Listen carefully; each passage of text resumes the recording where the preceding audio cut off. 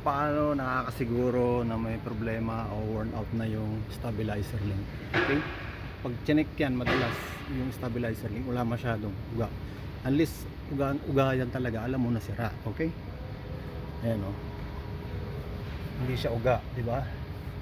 Hindi siya uga, kaya lang pagka tiniktik mo yan dyan, ayan, solid ng tunog. Ito hindi pa masyado, pero dito sa kaliwa,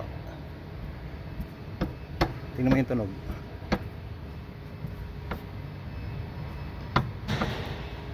Yung tunog, alam mo na.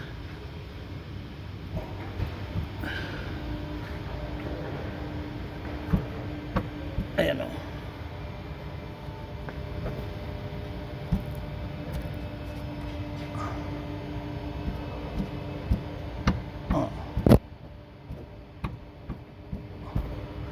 Sabihin maluwag na sa loob yan, wala na yung plastic.